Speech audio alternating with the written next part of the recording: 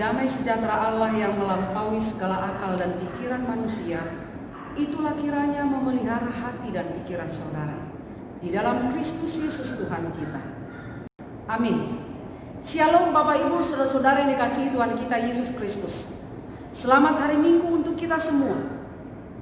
Berita sukacita kepada kita pada hari ini, pada minggu kelima setelah Trinitatis, tertulis dari kitab Lukas pasal 6 ayat 39 sampai dengan ayat 42. Demikian firman Tuhan, saya akan membacakan untuk kita semua. Yesus mengatakan pula suatu perumpamaan kepada mereka. Dapatkah orang buta menuntun orang buta? Bukankah keduanya akan jatuh ke dalam lubang? Seorang murid tidak lebih daripada gurunya. Tetapi barang siapa yang telah tamat pelajarannya akan sama dengan gurunya. Mengapakah engkau melihat selumbar di dalam mata saudaramu, sedangkan balok di dalam matamu sendiri tidak engkau ketahui? Bagaimanakah engkau dapat berkata kepada saudaramu, saudara, biarlah aku mengeluarkan selumbar yang ada di dalam matamu, padahal balok di dalam matamu tidak engkau lihat? Hai orang munafik, keluarkanlah dahulu balok dari matamu, maka engkau akan melihat dengan jelas untuk mengeluarkan selumbar itu dari mata saudaramu. Demikian firman Tuhan untuk kita semua. Bapak Ibu, saudara-saudara yang dikasihi Tuhan kita Yesus Kristus. Sebelum kita tiba pada nas ini, saya pribadi sangat berat menyampaikan firman Tuhan pada hari ini.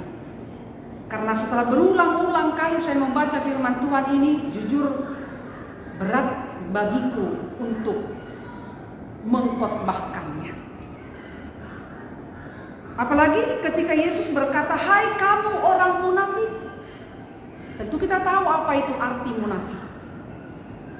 Kata dan perbuatan yang tidak sejalan. Tetapi bersyukur kepada Tuhan, pengampunan dan kasih setia-Nya memampukan saya yang merasa bersalah, berdosa untuk menyampaikan firman Tuhan karena pengampunan-Nya yang saya terima. Itu yang saya rasakan. Bapak Ibu saudara-saudara yang terkasih, salah satu kebiasaan orang-orang dari dulu sampai dengan saat ini adalah ngerumpi ataupun menggosip. Dan biasanya untuk ngerumpi, bergosip, orang bisa tahan berjam-jam. Dari pagi ke malam. Bisa duduk, bisa betah untuk menggosip, ngerumpi dengan yang lainnya. Padahal tanpa disadari, orang yang ngerumpi itu adalah orang yang punya juga kelemahan, orang yang punya juga kekurangan. Tahan berjam-jam menceritakan, membicarakan, menilai kesalahan, kekurangan, kelemahan orang lain. Padahal sekali lagi yang ngerumpi itu, yang menggosip itu punya juga kekurangan, punya juga kelemahan. Bukan berarti dia tidak punya dosa, bukan berarti dia tidak punya celah. Tetapi untuk menutupi kekurangan dan kelemahannya, dia menceritakan keburukan, kekurangan dari orang lain. Maka sangatlah tepat apa yang dikatakan Yesus melalui nas kita pada hari ini. Mengapa engkau melihat selumbar di dalam mata saudaramu, sedangkan balok di dalam matamu sendiri tidak engkau ketahui? Bapak Ibu saudara-saudara yang dikasihi Tuhan kita Yesus Kristus, mengapa Yesus mengangkat perumpamaan ini dengan mengatakan, dapatkah orang buta menuntun orang buta? Bukankah keduanya akan jatuh ke dalam lubang? Mengapa harus orang buta yang diangkat dalam nas ini? Mengapa Yesus mengangkat orang buta? Ini hanyalah sebuah contoh. Ini hanyalah sebuah perumpamaan agar orang yang mendengarkan pengajaran Yesus itu mudah memahami maksud daripada Yesus. Maka khotbah ini bukan melulu untuk yang buta, mengangkat orang yang buta secara fisik. Dan Yesus bukan merendahkan orang yang buta secara fisik, namun lebih daripada kebiasaan orang lain, kebiasaan seseorang yang selalu mudah menghakimi sesamanya manusia. Barangkali karena dia memiliki posisi yang lebih tinggi dan dia dihormati di kalangan masyarakat, sehingga mudah bagi dia untuk merendahkan sesamanya manusia. Itulah gambaran yang disebut oleh Yesus. Dapatkah orang buta menuntun orang buta? Bukankah keduanya jatuh ke dalam lubang? Hal ini sering terjadi dalam kehidupan sehari-hari kita. Sering kita tidak menyadari orang yang menghakimi dan yang dihakimi adalah sama-sama orang yang berdosa. Maka tidak mungkin orang yang berdosa menuntun orang yang berdosa. Itu sebabnya Yesus melanjutkan perkataannya, seorang murid tidak lebih daripada gurunya. Tetapi barang siapa yang tamat pelajarannya akan sama dengan gurunya, yaitu ayat 40. Ini hanyalah sebuah perbandingan bahwa yang layak menuntun orang yang buta hanyalah orang yang sehat secara fisik, sehat penglihatannya. Bahwa yang layak mendidik seorang murid agar dia menjadi cerdas, agar dia menjadi pintar, hanyalah guru. Maka sekali lagi ini adalah sebuah perbandingan agar orang banyak dan kita memahami apa maksud Yesus. Itu sebabnya sekali lagi saya mengatakan tadi, berat sekali menyampaikan firman Tuhan pada hari ini. Apalagi Yesus menyebut, hai kamu orang yang munafik.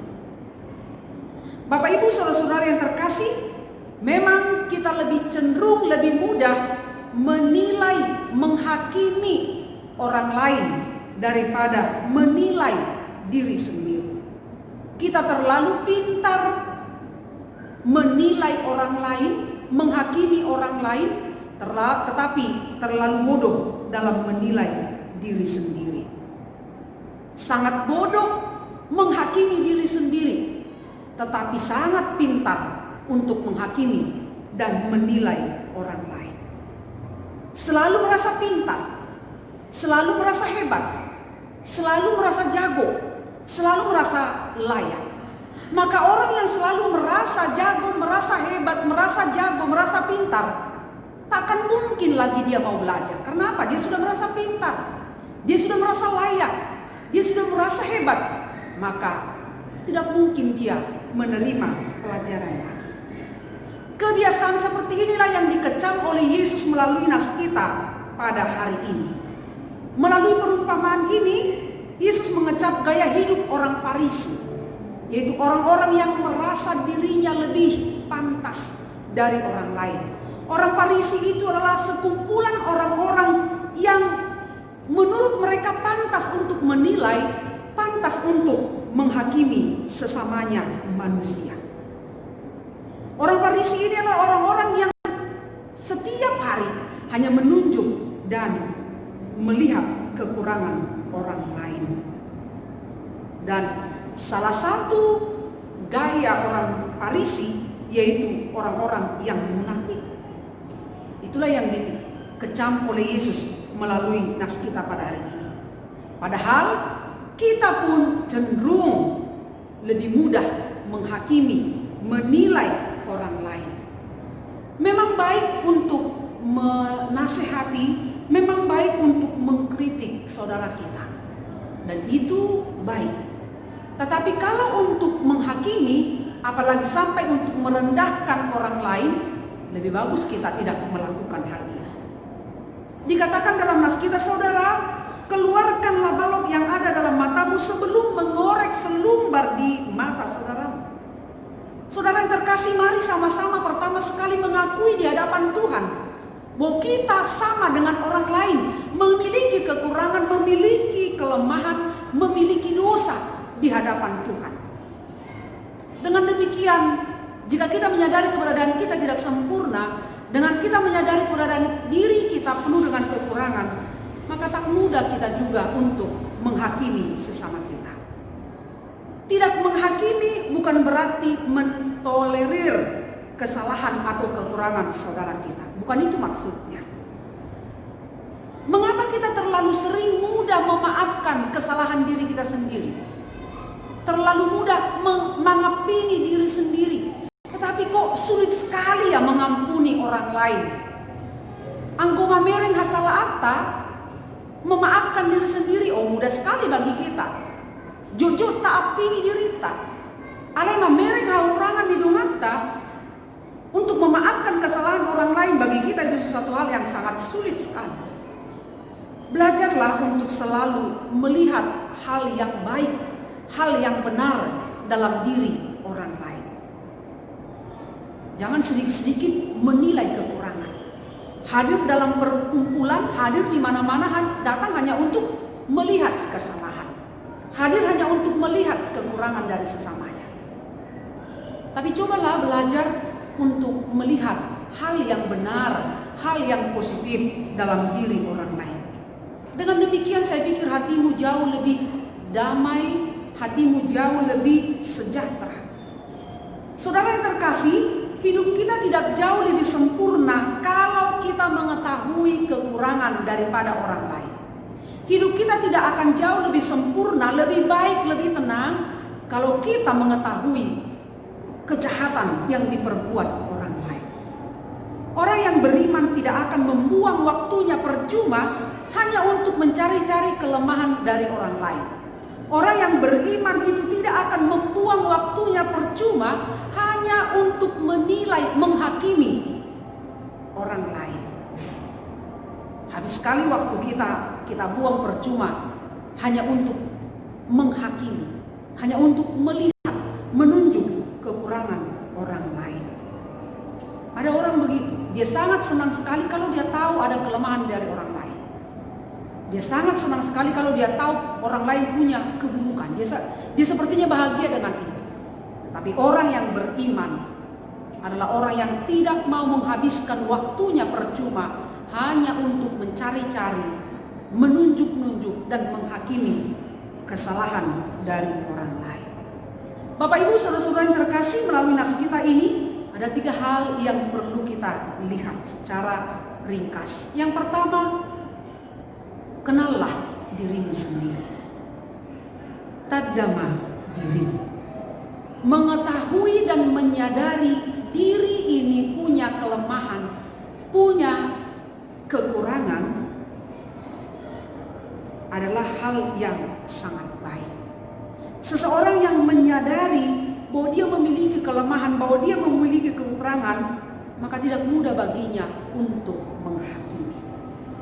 Dan seseorang yang mengenal dirinya di hadapan Tuhan dan yang sudah menerima pengampunan dosa dari Tuhan, yang menyadari tadinya dia harus dihukum oleh karena dosa-dosanya, namun kasih Tuhan memberi dia keselamatan, kasih Tuhan memberi dia kesempatan untuk hidup, maka baginya tidak akan mudah untuk menghakimi sesamanya manusia. Dan dia tidak akan pernah merasa jago. Dan dia tidak akan pernah merasa hebat. Karena apa? Dia menyadari dirinya pun tidak sempurna. Tetapi beruntung dosanya diampuni oleh Tuhan. Yang kedua, teruslah belajar. Unang dok dirimu nau jago. Jangan engkau mengira dirimu sudah pantas. Jangan engkau mengira dirimu sudah layak. Jangan engkau mengira dirimu sudah baik, sudah sempurna. Tetapi firman Tuhan dalam epistel tadi, masing-masing kita marilah belajar. Belajar dari firman Tuhan, sumber hikmat dan kebijaksanaan, yaitu Tuhan itu sendiri. Orang yang berhikmat tidak akan mau mudah menilai kesalahan ataupun kekurangan orang lain. Maka lewat firman Tuhan pada hari ini, justru kita diingatkan untuk menghargai sesama kita manusia. Firman Tuhan itu akan menuntun kita menjadi seseorang yang terus belajar menjadi pribadi yang rendah hati. Bukan sebaliknya.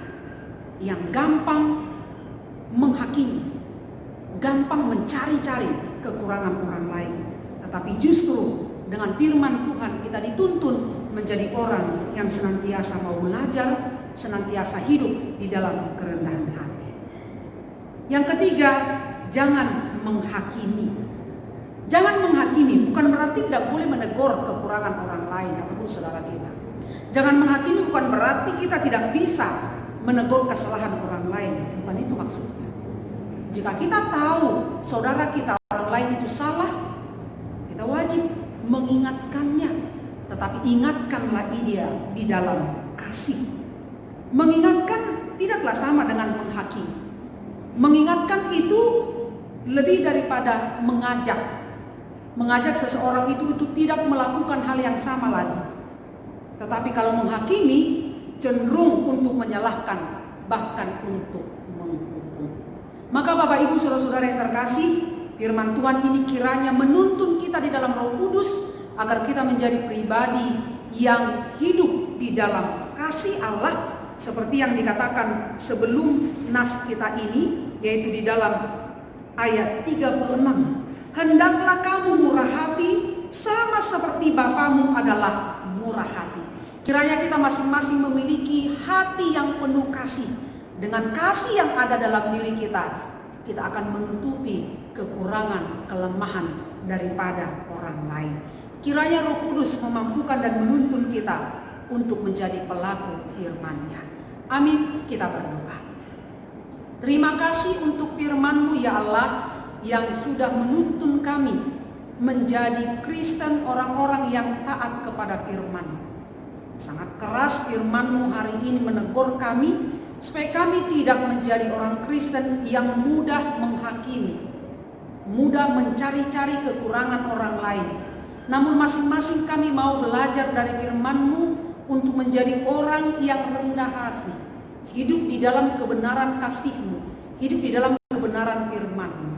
Jauhlah kiranya kemunafikan dari kami.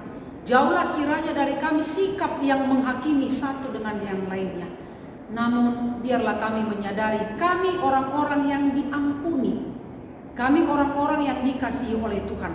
Dengan demikian jauhlah dari kami sikap menghakimi sesama kami manusia. Berkati ibadah kami, berkati jemaat-Mu yang terus beribadah di rumah oleh karena umur, oleh karena penyakit, kelemahan ataupun apa yang mereka alami saat ini. Beri kesehatan dan berikan sukacita untuk terus melewati hari-hari seturut dengan kehendak. Berkati jemaat-Mu yang berulang tahun, pimpin terus kehidupan mereka. Berkati yang bergumul, beri kekuatan dan berikan kesembuhan kepada mereka yang sakit, agar terus kami Tuhan dikuatkan oleh Roh Kudus. Terima kasih untuk firman-Mu ini seminggu ke depan akan memberangkatkan kami memulai hari-hari kami. Maka pimpin kami agar menjadi pribadi yang baik di hadapan-Mu. Ampunilah kami Tuhan. Dalam Kristus Yesus kami berdoa kepadamu. Amin. Selamat hari Minggu untuk kita semua. Tuhan memberkati kita. Horas.